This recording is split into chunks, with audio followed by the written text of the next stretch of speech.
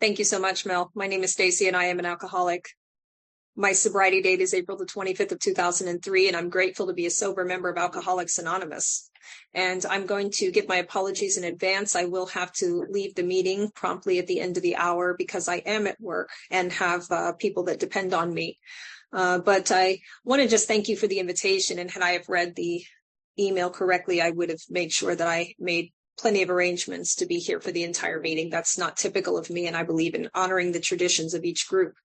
But again, I want to thank you for this opportunity, and it's nice to be back. It's nice to be back in the broken elevator. I've had my eye on this group for a while and hear about you guys from a group I used to attend, the Bronx Big Book, and just love what you all are doing and am privileged to be a part of it.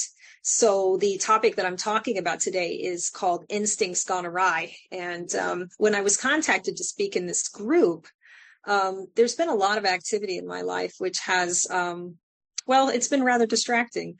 And when the individual reached out to me again and said, could you please come up with a topic? I came up with Instincts Gone Awry. And then they said, what a wonderful topic. And after I gave them the title of the topic, I thought, my God, what was I thinking? What do I have to say on this? But true to how God works in my life, as soon as I gave the topic and thought about today, I have a lot to say. So that's how that works.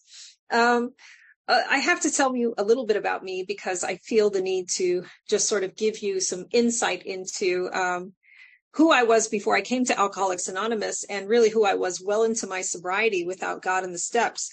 I will tell you that I'm a low bottom drunk. Those of you who have heard me talk before can attest to the fact that when I came to Alcoholics Anonymous, I was feral. And that's just who I am without divine intervention. My alcoholic personality is as such that I don't need alcohol to burn my life to the ground. I'm actually really good at doing that, drunk or sober, on both sides of sponsorship, active in a home group with all the bells and whistles that Alcoholics Anonymous has to offer. You know, I am just so selfish and self-centered. And when I want my way, I'm so unprincipled about getting my way. And that seems to cause lots of trouble. And, you know, when you are in Alcoholics Anonymous, on both sides of sponsorship, doing the work, active in a home group, and you are burning your life to the ground, it's very painful when you don't have the insulation of alcohol. When you don't have anything to change the way you feel and take away and numb the fact that one more time you've been fired, one more time you've burned a relationship to the ground, one more time you've been in a row with your siblings, you know, that's just not a comfortable place to be, but I've been there. When the Big Book talks about lack of power being my dilemma, I understand that that's not just talking about drinking. Lack of power in every area of my life. I don't know how to stop exercising the defects of character that I have. Prior to coming into AA and working the steps with a good sponsor, I wasn't armed with facts about myself. When I came here, if you asked me what my life was like, I would tell you things like everybody I ever loved has completely abandoned me. I didn't know that, you know, people don't like it when you lie to them and you cheat on them, right?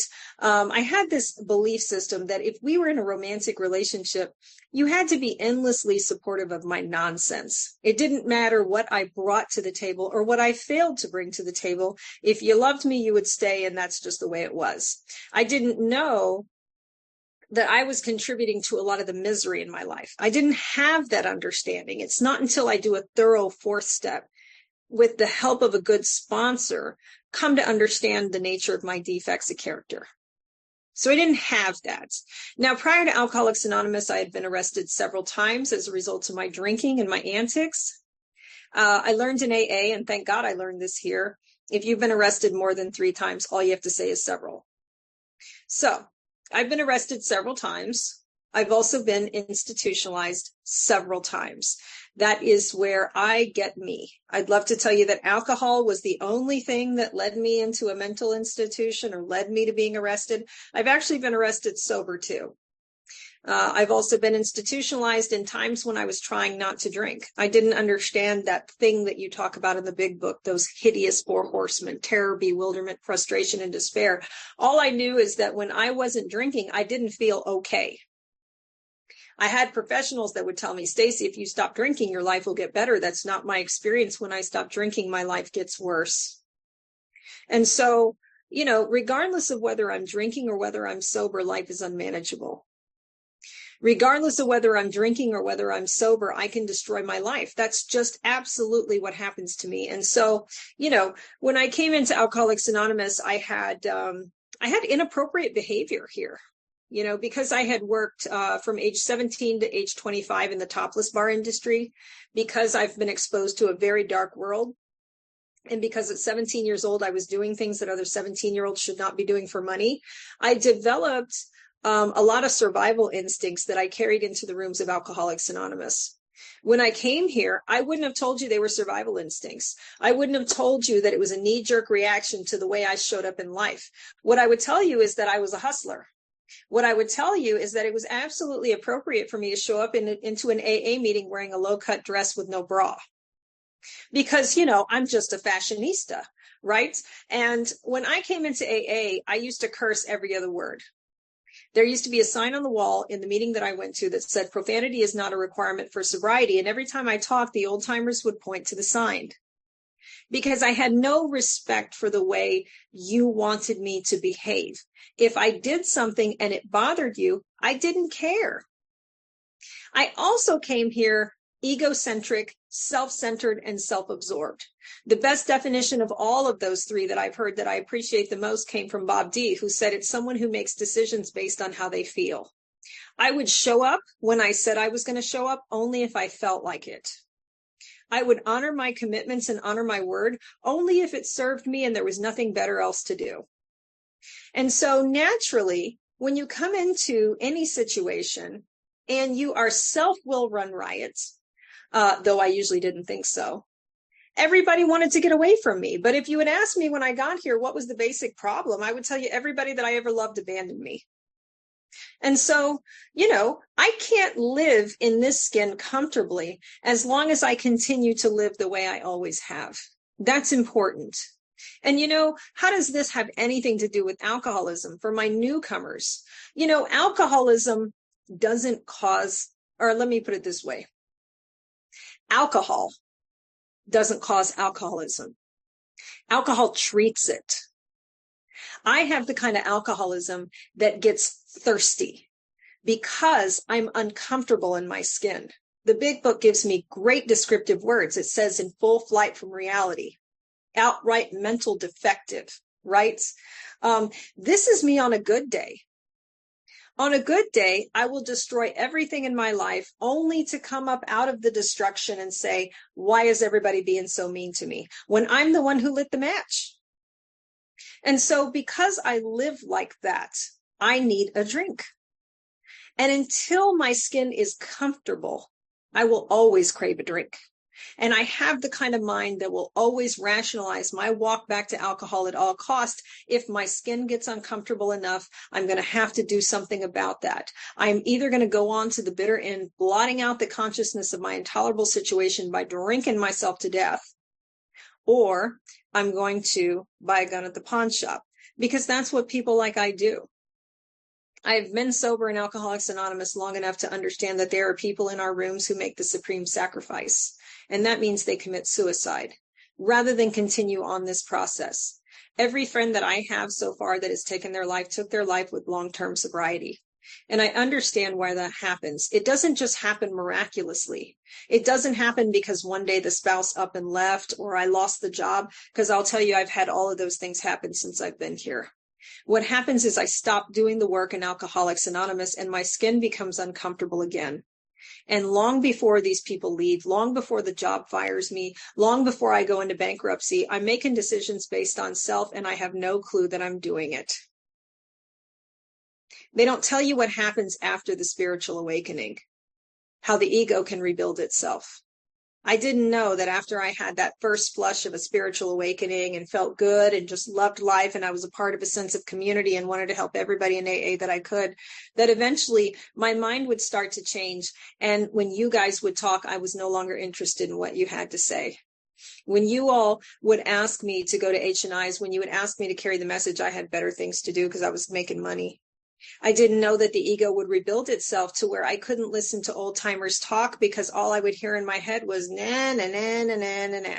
What changed? I love these people. They saved my life in my early recovery. It was just my head that changed. I didn't know that I was going to have a constant battle with alcoholism throughout the course of my sobriety, and that it was essential that I would continue to embark upon a 12-step program of action in order to keep my perception where it needed to be. Because when my ego gets big enough, it's going to tell me to take a drink.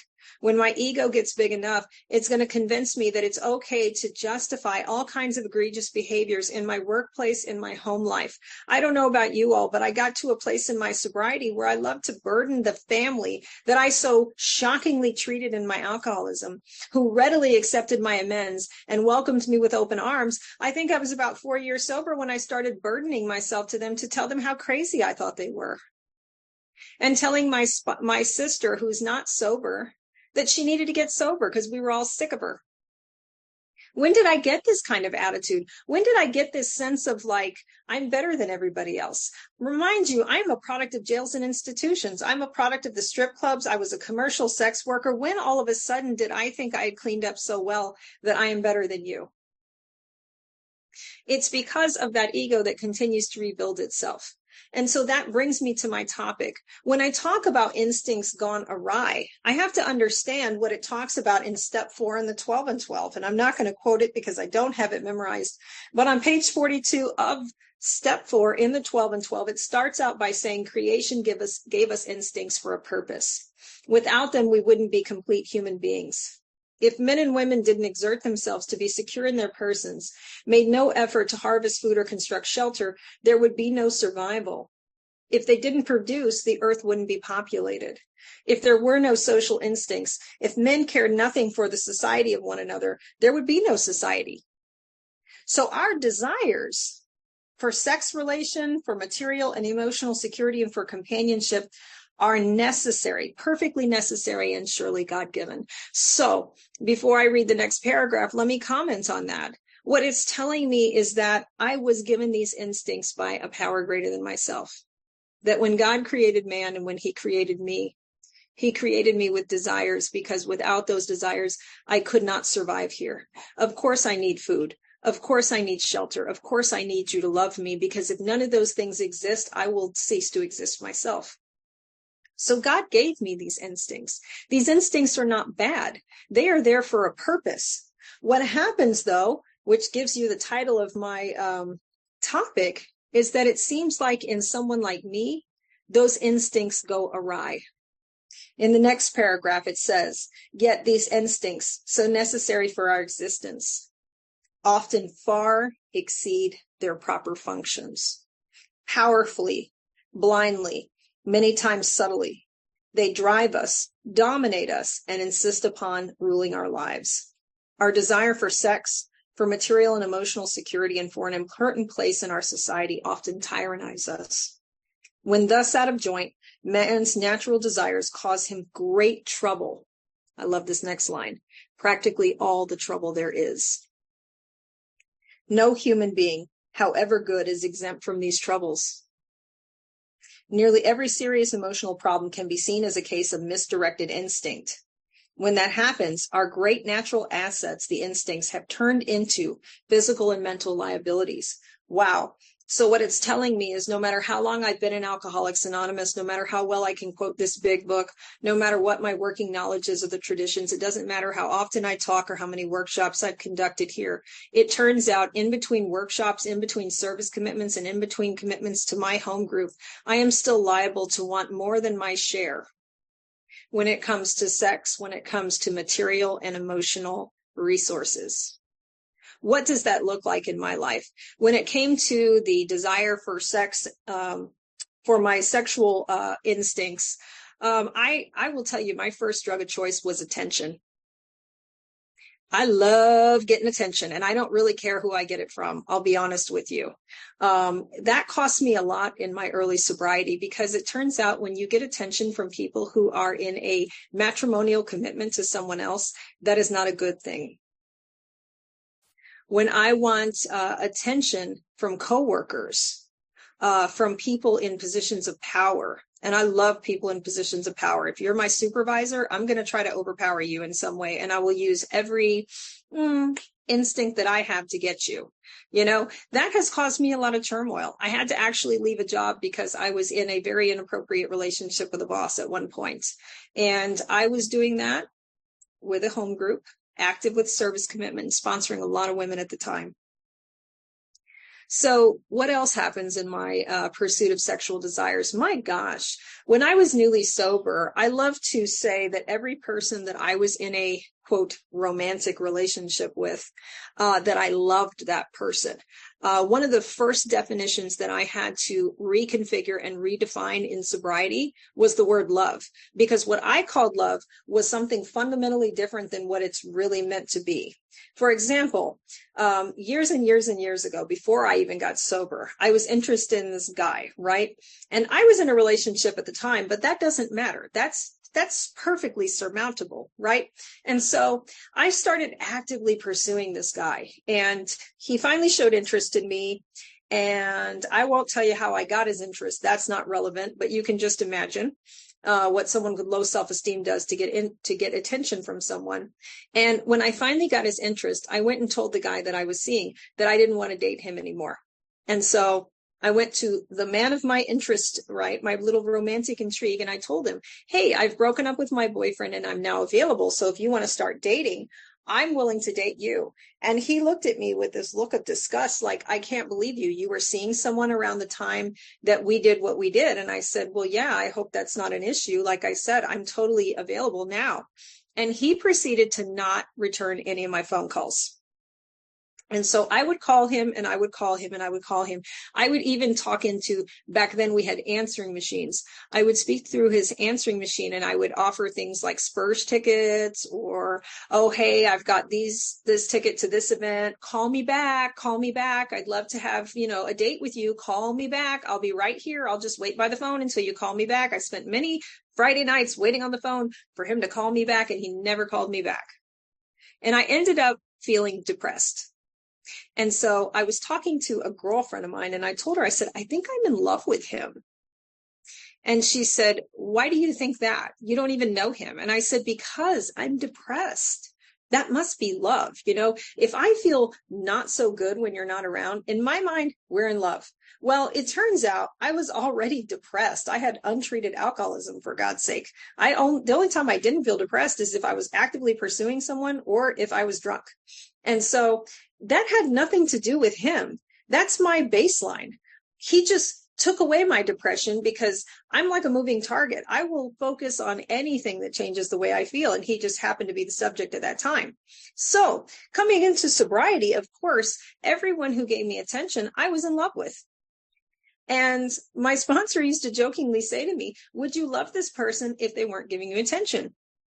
Would you love them if they didn't have any money to spend on you? And the truth was, I would be like, absolutely not. I wouldn't even be in this situation. And I like to overlap people. I don't know about anybody else in here, but that's how you do jobs. You don't quit a job without one in the wings. And so I like to, break up with someone because I've already got someone I'm pursuing. And so I love to overlap people because I love those relationships that give me butterflies, make me feel good about myself. That's what I'm always pursuing. And when the butterflies wear off, I no longer have interest in you. And so, of course, that is an absolute example of how instincts go awry. Never in any situation romantically have I ever looked at what I could bring to the table. I was always looking at what I could take out. I also didn't understand the concept of like, oh, I don't know, maybe putting a little space in between dates. Because, when people break up with me, I'm back on the market in like a week. I'm already committed to someone else in like a week. So there was a lot of examples that I could see of how I wanted way more than my share. And every romantic relationship I was in was completely about me. It was never about the other person. I knew nothing about how to be a partner, how to be a worker among workers, a neighbor among neighbors. That was not the kind of demonstration that I had prior to coming to Alcoholics Anonymous. Now, when it talks about this material security that tyrannizes me, I can give great examples of that. I am highly materialistic. And what I mean by that is I want to have a lot of money. I remember listening to a speaker many years ago when I was in my early sobriety, and he used to talk about being financially insecure, and he was an entertainment attorney in LA. Probably made about 32 million a year. And I used to laugh when I would hear him talk about being financially insecure. I thought, give me 32 million. See, don't I feel financially insecure? But the truth is, someone asked him one day, they said, how much money do you think you need to not be financially insecure? And he thought about that. And he answered, and his answer was beautiful. He said, just enough that I don't have to trust God. And someone asked him, how much money is that? And he said, $10 more than I'll ever have. And when he said it, I got it. You know, the longer I've been sober, every year I make more money. In fact, currently I make more money than I've made in a long time. Well, actually, I can't say that about this year. This year's been hard, but last year that was kind of the trend. And last year, when I was making more money than I had ever made, I was more financially insecure than I ever have been. When I came into Alcoholics Anonymous, I lived in a halfway house. The cost of the rent was $300 a month, and I was on food stamps. I was on welfare, and I could barely make that rent. But, you know, I had never been more happy and more free in my life. Now, fast forward, I'm making 10 times that amount, and I'm not on welfare anymore. And I couldn't be more afraid. You know, the reality of the situation is I want more money than what I'm entitled to. I want more than my share. I want so much money that I never have to look at my budget. I never have to look in my account before I buy something. And that is not the reality of my life, nor should it be. The reality is what I've been taught in AA is that money is for the exchange of goods. That Alcoholics Anonymous is my vocation. Anything else is what I happen to do for a living.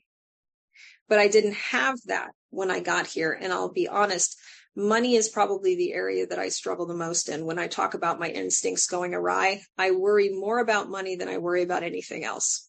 And then the last form of security, that instinct that causes me trouble, is emotional instincts. That goes back to my need for attention. When I talk about the need for emotional security, it's not so much that I need you to make me feel okay. It's that I need you to think well of me. I want everyone to think well of me and think highly of me. And if you don't think well of me and think highly of me, I want to manage the way you see me.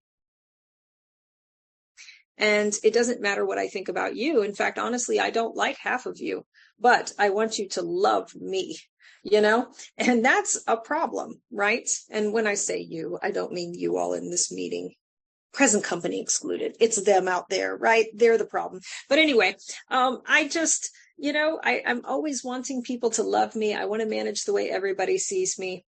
And what happens is I tend to not live within the values that I was given. I won't operate from my own value system, because if it means you not liking me, I have to trade my values to get what I want. And that is for you to think well of me.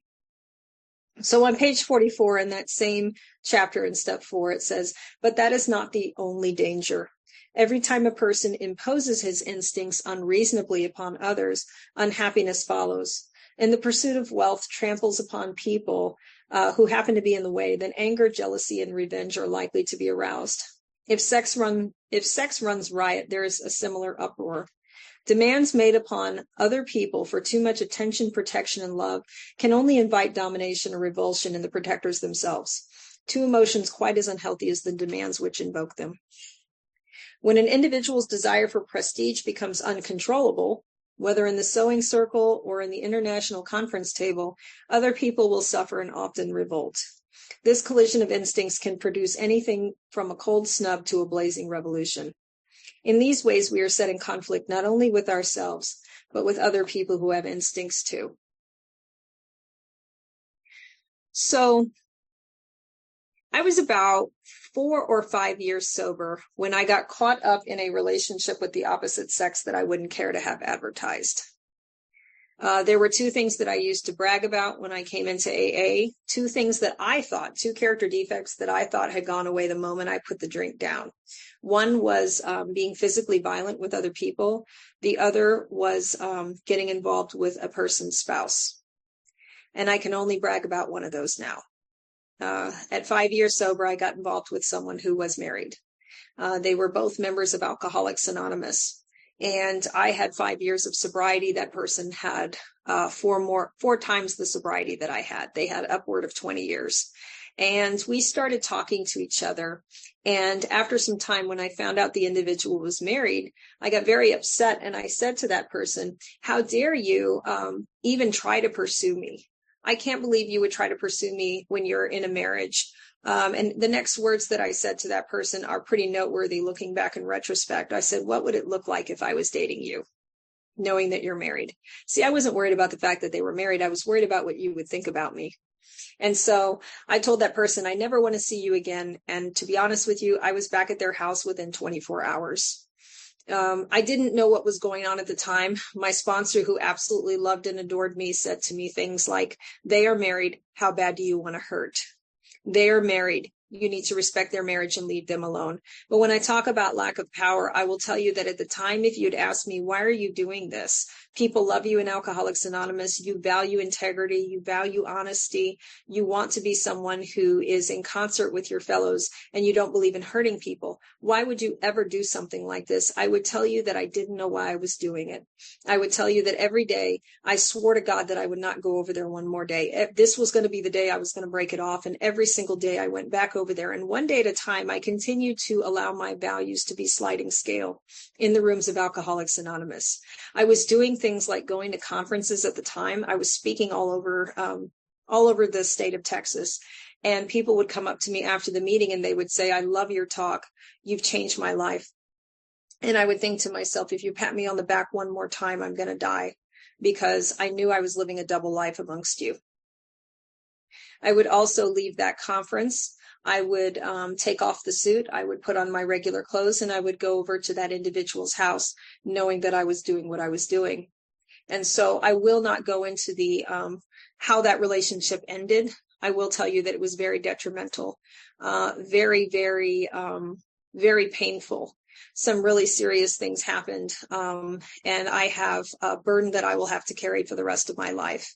What happened to me at that time, and this is what's important to this talk, is that when that situation blew up, I cursed myself as a failure in Alcoholics Anonymous, and I decided that I had done something so terrible that my sobriety was broken. And I would go to meetings and I would listen to you people speak, and I could no longer connect with what you were saying because I felt so spiritually disfigured at the time. What my disease told me at that time is, you are the only one who has ever done something like this. You are the only one, and you can't tell anybody about this. You can't tell anybody, because if they know what you are, they'll ask you to leave. They don't want you in Alcoholics Anonymous. You have professed to be all these wonderful things. You speak all over the country now. You cannot tell people what you're doing. And so the disease is wonderful and classic in its way of keeping me in check, because what the disease will tell me long before it ever tells me to take a drink is, you are the only one that's suffering like this. Do not tell anybody what's going on.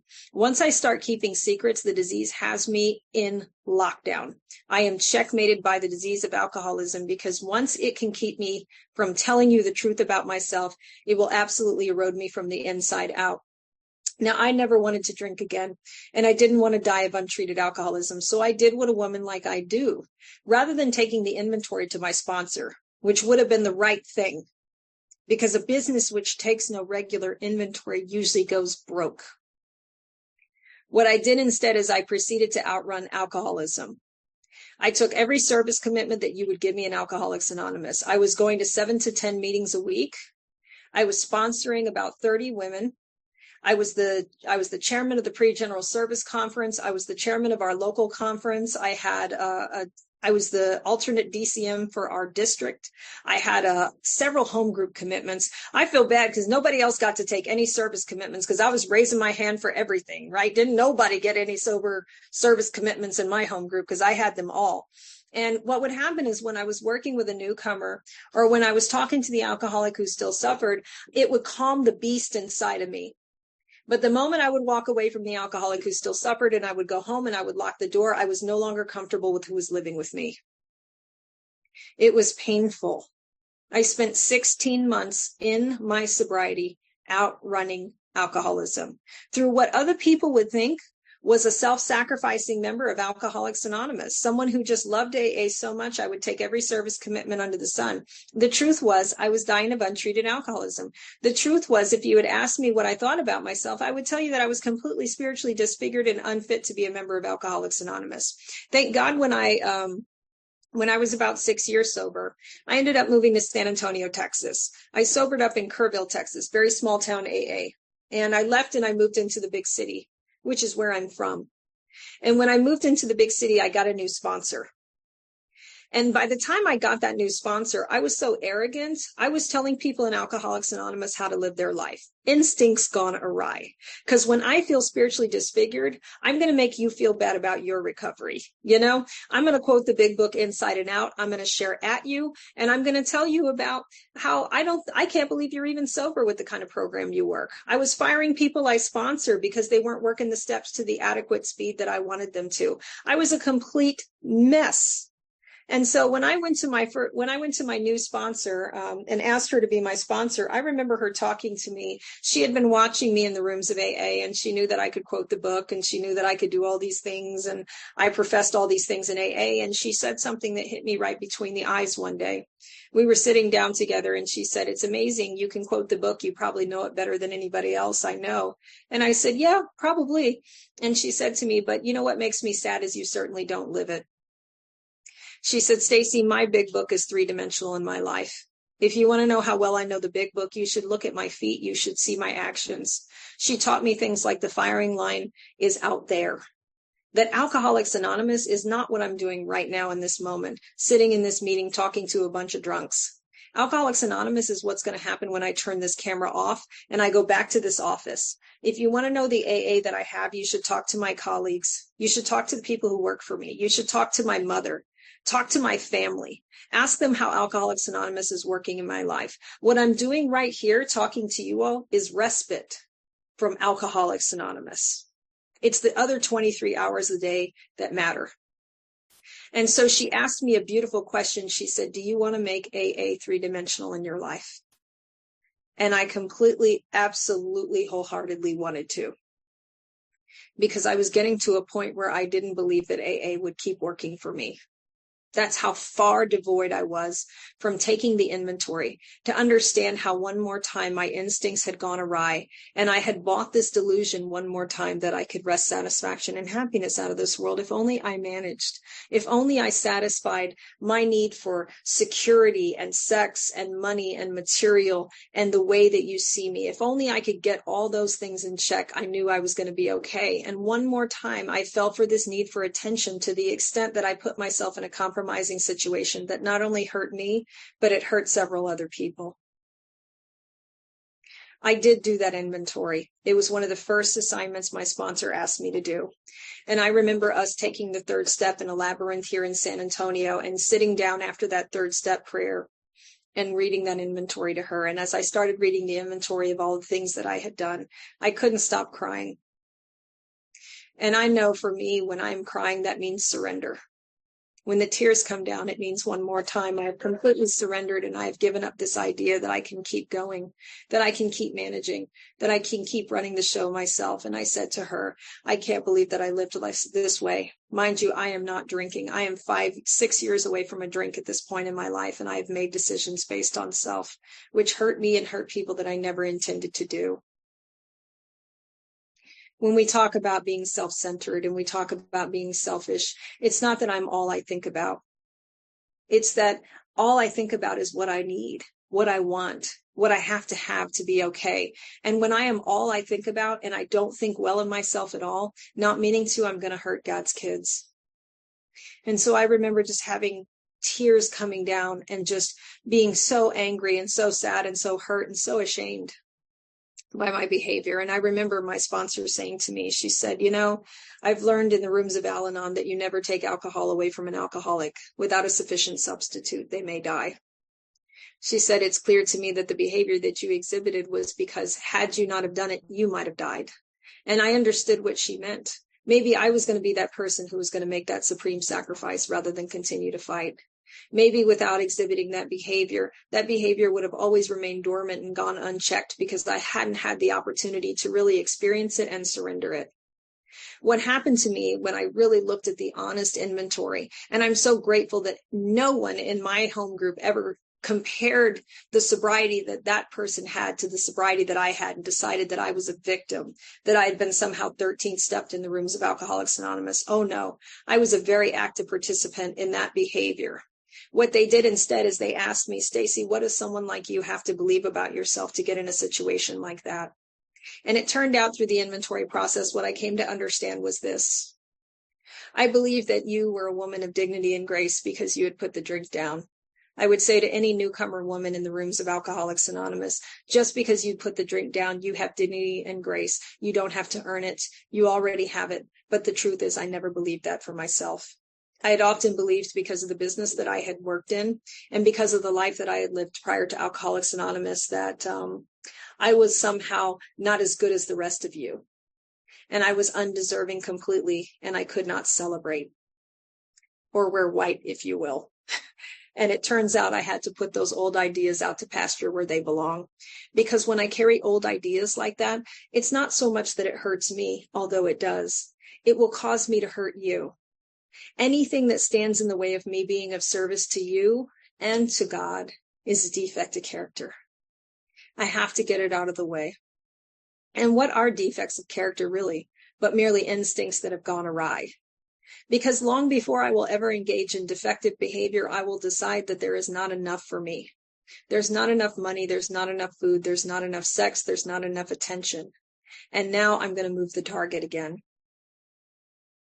What I will tell you is, as a result of doing that inventory and going all the way through to step 9 and making amends to that family to the best of my ability, I walk a free woman today.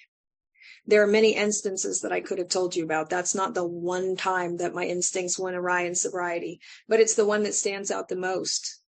What I will tell you is I am a married woman today.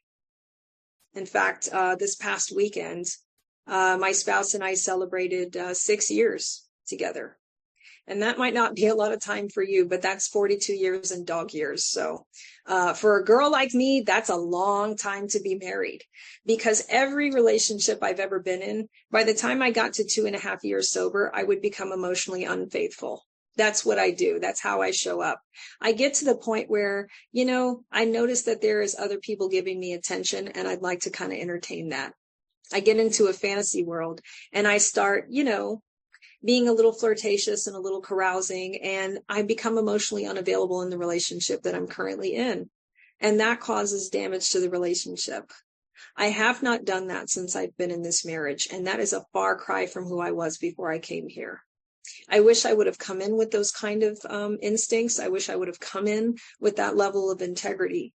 But because of what happened to me at 6 years sober, and I was willing to capitalize on the inventory process, there are certain values that I get to live within today that I could not live within prior to coming to you. I came in here with absolutely no values, no morals, no sense of community. I had to build all that here. So for anyone in here that's done something and you need to talk to somebody, call me. Chances are I've done what you've done. When in doubt, go to one more meeting. Do not allow the disease to convince you that you are the only one who is suffering the way you are. Do not allow the disease to tell you you are the only person who's ever done what you've done. There is scarcely any form of trouble that has not been overcome among us. So how do we fix these instincts gone awry? Step 4 through 9, regardless of how long you've been here. Have a good sponsor that has their hand on your pulse. Have a sponsor who you have no secrets with. Have a good sponsor who knows where all the bodies are buried, because in my experience, it is a matter of life and death. I've seen people die here from alcoholism with no alcohol in their system. I am fighting for my life. I'm fighting for my life because I understand that alcoholism can kill me in many different ways. And one of the ways it does it is through my instincts. My instincts must remain in check. Because the truth is, when I turn down the sound and I look at the picture, the reality is this. I have more money, time, and energy to do everything that God would have me do today. I don't need more than what I have. I don't need more than my share. What I really need to do, rather than looking at what I'm getting, I need to examine what I'm giving. Because when I think about the fact that if I help God's kids, he'll take care of me, it takes my mind off the idea of what I have. Because as long as I look at what I have, I'm always coming up short. I could always have more. Maybe another car, maybe another romantic relationship. Maybe I could be a little skinnier. Maybe I could get more cosmetic surgery. I am getting older. But when I think about what I'm giving, under the belief that as long as I give, the more I give, the more I will receive, I am right-sized today. I'm in a place where spiritually I can reconcile my behavior. When my head hits the pillow at night, I don't have anything that I have to respond to, make amends for, clean up. Life is a little bit of all right. And when I'm living that way, when I'm not hurting everybody in my life, I will tell you, not only do I sleep well, but my skin is comfortable. My ego is in check. And I remember that there is nothing about me that needs to be magnificent and special. What I need to do is allow a power greater than me to use me as a vessel so that magnificent things can take place around me. I've had the honor and privilege of being a part of many people's lives and being of service in so many capacities. And that's what I hope to continue to do. But I'm convinced that alcoholism will always look for the area of my life that I'm not willing to keep in check. And that's how it's going to get me. It will not get me through a bar. It will not get me through a celebration or the holidays. It's going to get me in one of my instincts. It's going to convince me that I don't have enough and that I need to pursue more. And if I do that long enough, I will come up thirsty here. So I want to thank you all for the honor and privilege of being here and allowing me to speak. I do love your group, and I'm going to keep coming back. Thank you for my life.